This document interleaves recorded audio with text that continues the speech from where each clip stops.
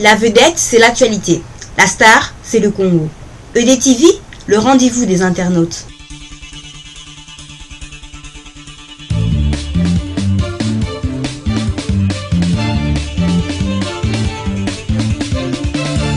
Bonjour, ça va?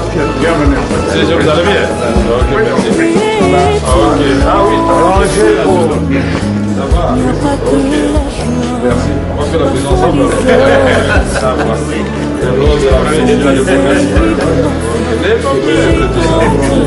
Merci. Très aimé de vous voir. Merci beaucoup.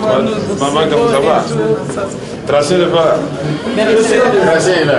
Je vois Freddy, mais je ne vois pas Peter. Ah, Mike est là. Ok, merci. Merci beaucoup. Merci, hein? Merci beaucoup.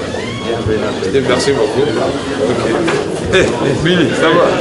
Ok. Quel que soit les circonstances, j'irai. Et j'accomplirai pleinement la mission pour laquelle j'ai été créé et pour laquelle j'ai été introduit sur le soleil. Même si ce que j'entends n'est pas ce que je sais, même si ce que j'espère n'est pas ce que je vois, je sais que... Monsieur le Président, vous êtes sorti du pays il y a un jour, vous rentrez. Est-ce qu'on peut comprendre qu'il y a quelque chose qui vous a poussé à écourter votre séjour? Non, je suis rentré parce que même en dehors du pays, nous suivons l'actualité. Je suis rentré parce que j'étais étonné. J'ai appris que le ministère public, dans l'affaire où j'ai eu à exercer mon droit et mes fonctions de président du parti, comme cela est demandé par la loi, vous vous rappelez très bien que nous avions déployé dans tous les bureaux de vote l'UNC et parmi les rares partis qu'il avait fait. Et quand les témoins vous font rapport, vous envoyez aux observateurs. C'est ça la loi, pour que les observateurs confirment ou infirment les allégations. J'avais fait un document, je crois, près d'une dizaine de pages adressé aux observateurs. Et à la troisième page, puisque la première page, le numéro 1, au niveau de la fraude, j'avais mis le nom de Joseph Kabila pour dire qu'il a bourré les yeux. Il n'a pas dit mot. J'ai été relayé en cela par le cardinal Mosengo, le centre Carter, les observateurs de l'Union européenne. Mais à la troisième page, j'ai parlé de la Lukunga où il m'a été rapporté que Mme Wivine Moleka a fraudé. Donc, si aujourd'hui on doit interdire aux gens d'alerter les observateurs qu'il y a soupçon de fraude à tel endroit, ça signifie que pour les élections à venir, tout le monde doit avoir peur. Puisque si vous dites que tel a fraudé, à Walungu et même ici, on avait dit qu'il avait fraudé. Mais il est allé au tribunal, et puis finalement on a vérifié, il n'a pas fraudé, mais il n'a jamais fait arrêter qui que ce soit. Donc je suis rentré parce que le ministère public a dit que je dois faire 3 ans de prison. Je voudrais un peu voir comment ça va se passer. Ce serait la mort de la démocratie dans notre pays. Et j'ai compris qu'ils nous redoutent, ils redoutent l'INC. Mais nous aurons en 2016, parce que nous sommes déterminés à aller de l'avant. Le peuple congolais n'est pas peur. Nous allons aller de l'avant. Et nous faisons confiance à la justice, même si parmi le personnel de la justice, il y en a qui pensent qu'ils peuvent recevoir des ordres et aller à l'encontre de la volonté du peuple et des règles établies par la loi. Je ne peux pas comprendre. Il y a eu des exceptions soulevées par nos avocats, des brillants avocats. Je suis très heureux, j'ai suivi certaines télévisions RTVS 1 à partir de l'Addis Abeba où j'étais, avant de prendre le vol pour l'Afrique du Sud. Mais j'ai suivi les images, j'ai suivi les commentaires, j'ai suivi les avocats. Mais c'est écœurant. Donc toutes les exceptions soulevées, au niveau de la forme, au niveau de la procédure, on dit on va joindre au fond. Mais c'est une grande première en justice. Et quand nos avocats cherchent à user d'un droit qui est reconnu à tout accusé, c'est-à-dire d'aller au niveau des greffes pour obtenir les pourvois en cassation, on vous dit que le registre a disparu miraculeusement. Mais on apprendra dans les coulisses que les ordres avaient été donnés pour que les registres disparaissent. Je voudrais dire que je suis rentré, je suis calme, je ne vais pas attaquer qui que ce soit. C'est ma nouvelle méthode. L'absence d'attaque, c'est au fait une attaque. Le silence peut parler aussi. Mais je vous annonce que la caravane de la paix, qu'ils redoutent tant, qui est la caravane de la paix, en même temps la consultation de nos populations qui ont souffert pour savoir qu'est-ce qui s'est passé à l'Est, comment Mamadou est mort, comment pendant autant d'années nous avons perdu de guerre et en 4 jours, 10 jours, nous avons miraculeusement gagné. Qu'est-ce qui s'est passé pendant tout ce temps? Pourquoi ils ne veulent pas qu'on dise la vérité sur toutes ces questions? Et nous allons consoler cette population, nous allons consolider la paix. Et donc nous allons à Goma vendredi. Et vous êtes sorti. Et les dimanches, nous serons à Bukavu. Et après, on va faire les Grands Nord, on va faire tous les sites Kivu. Et après, on fera Mbujimaï, parce qu'il y avait des voies qui étaient prévues pour Mbujimaï, qu'ils ont étouffé, parce que le secrétaire général et tous les membres de la direction politique nationale étaient obligés d'assister nos avocats en pensée moralement pour qu'ils fassent leur travail. Ils ne pouvaient pas voyager au moment où la liberté du président est menacée. Vous êtes sorti du pays, c'est également protester si cette annonce d'interdiction de Vital Kamerhe de sortir de RDC a été effective. Ça, ce n'est pas mon genre, ce n'est pas ma façon d'agir. Je suis sorti parce que j'ai été invité par un chef d'État étranger qui a voulu discuter avec moi et parler de la situation de notre pays, qui ne comprend pas qu'un pays comme le nôtre puisse être le deuxième en termes de potentialité sur le plan planétaire, mais le dernier en termes de richesse réelle.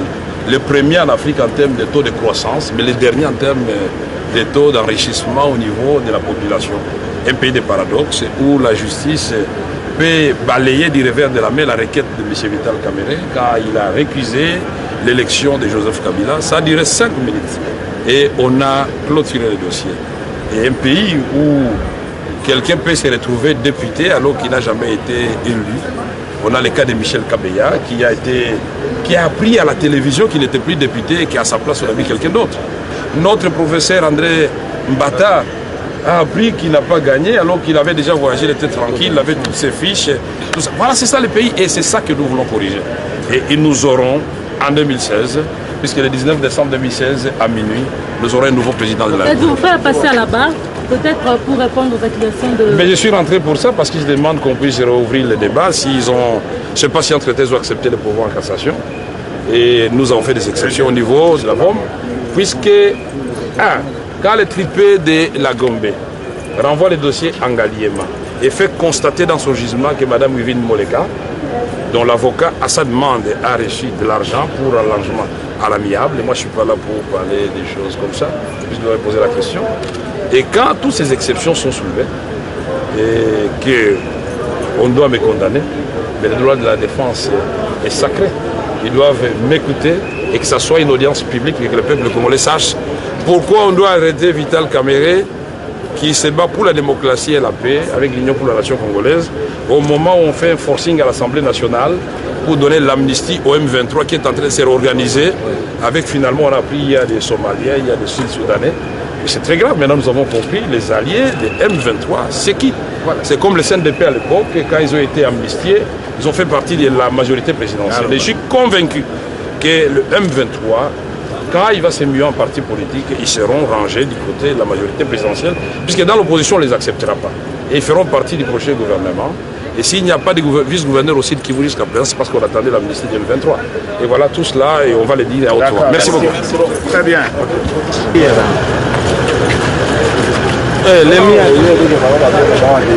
Quelles que soient les circonstances, j'irai.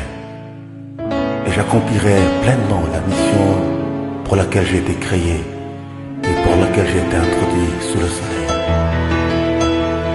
Même si ce que j'entends n'est pas ce que je sais, même si ce que j'espère n'est pas ce que je vois, je sais que j'irai et j'accomplirai cette mission, quelles que soient les circonstances. Parce que celui qui m'appelle porte un nom qui justifie toutes les circonstances. Il s'appelle Je suis.